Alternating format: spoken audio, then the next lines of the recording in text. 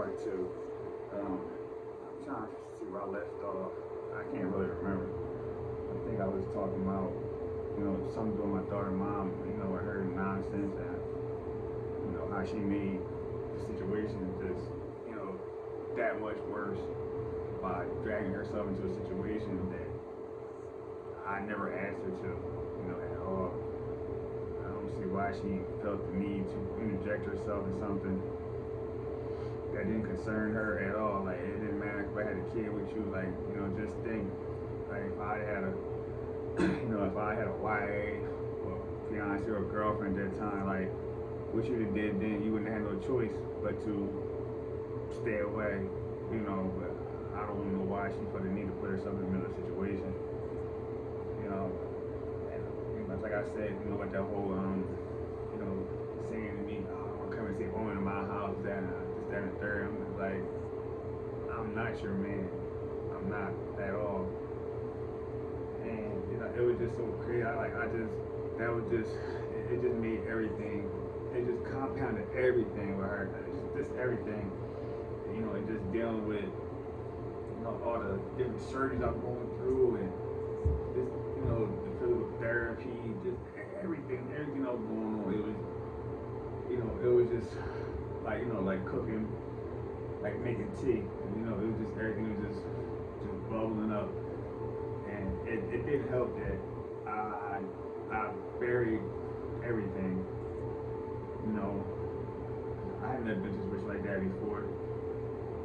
I've known people got shot, but like they didn't. You got shot. Like when you run in the streets, it comes with the territory.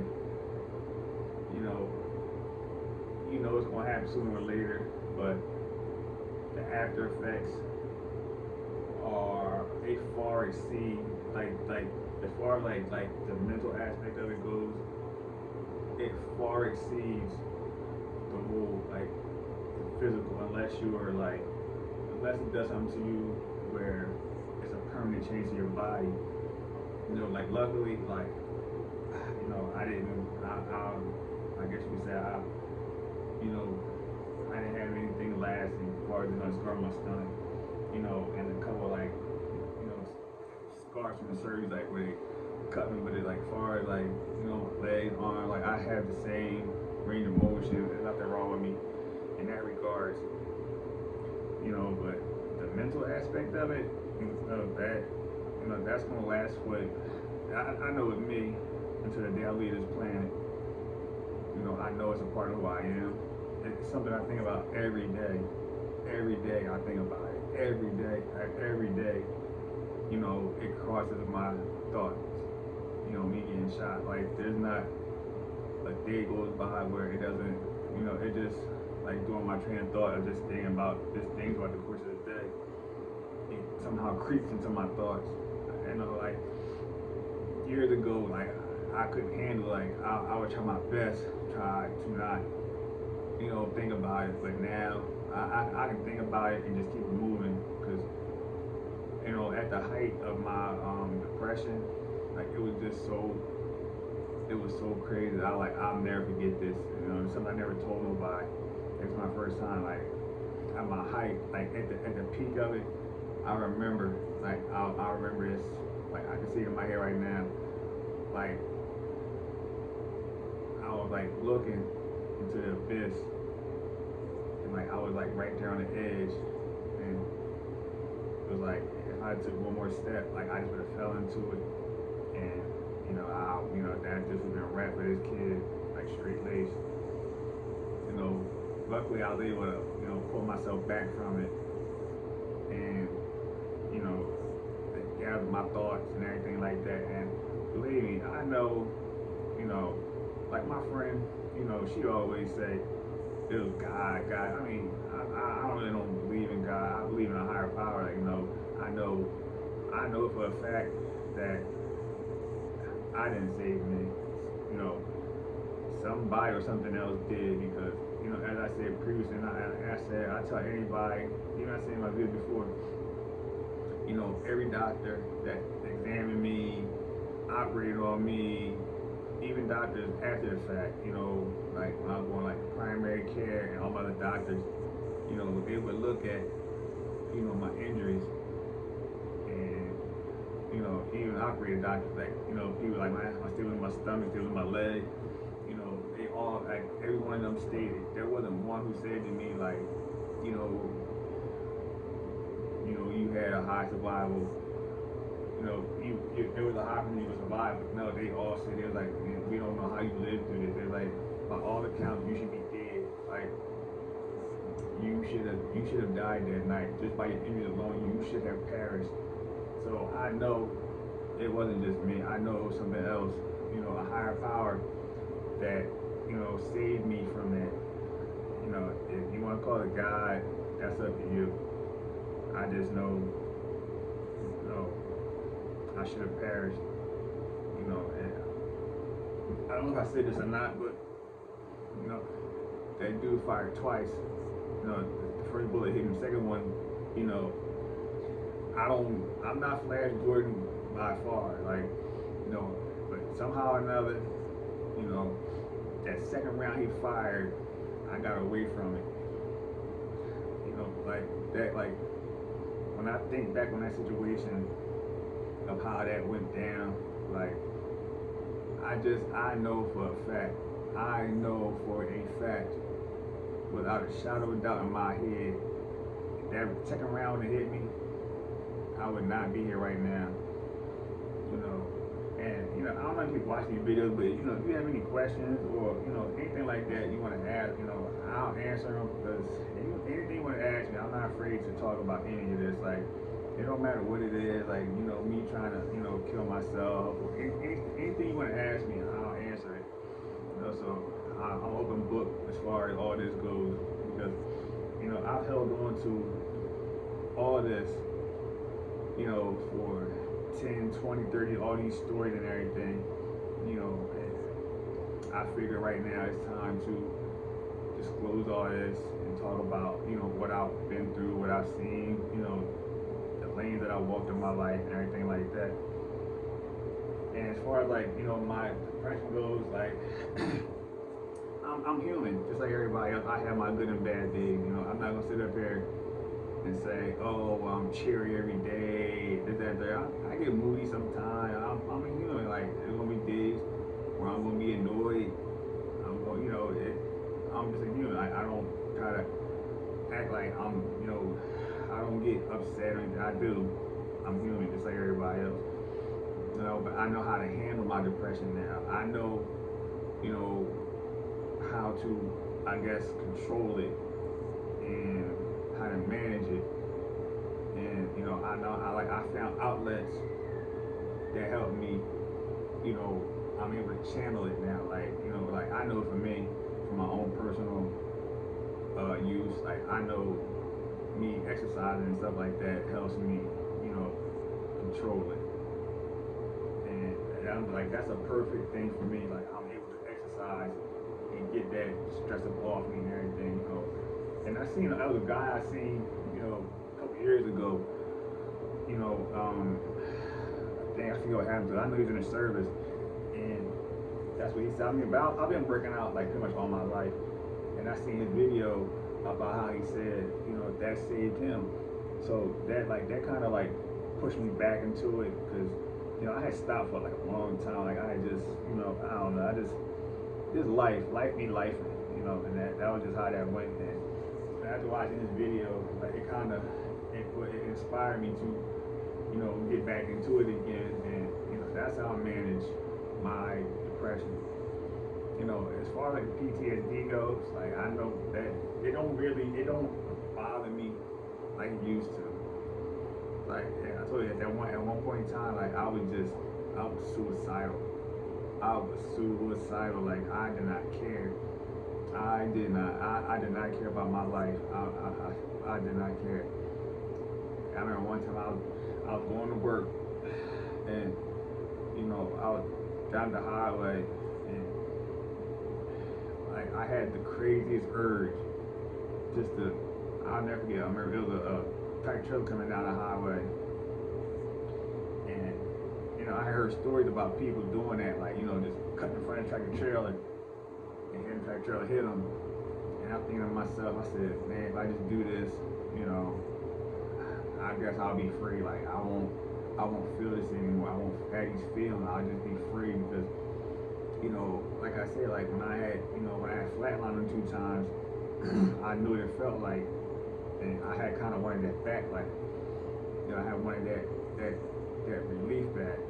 And I don't want nobody trying to go out here, you know, and trying to experience what I experienced, because this is my experience. You know, I don't know how it's going to affect you.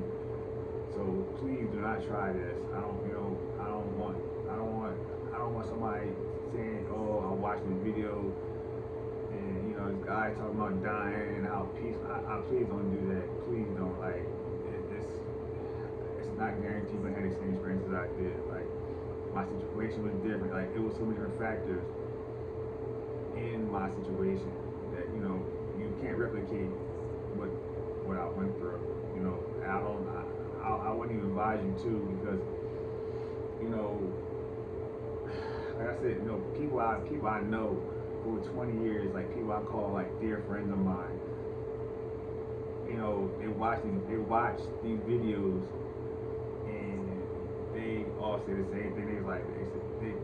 They're just so amazed that I made it through all this, and they say, you know, how did you make it through this? Like how? Like I don't understand how you did it. You know, and you still stand and breathing and smiling and everything. I mean, I can't say it was me. I cannot say it was me. I can't. There was something else that pulled me through this, because believe me, it was plenty of times, more times than I can count, that I want to give up. Like I was like, man, I can't do this. I can't. I do not have the energy to do this anymore. I don't have the fight in me. Like all my fight is gone. Like it's gone. Like just release me. Let me go back to what happened on that night. You know, just let this finish. Cause I remember when I went to the when I checked into the psych ward. You know, I was there for a couple of days. I remember they released me, because I was like, man, you know, that to me, this, like I said, this is all how I feel. You know, these are all my feelings, how I interpreted the situations I was in. So these are my feelings. And you know, when I was there, like I felt like they didn't do anything to assist me at all.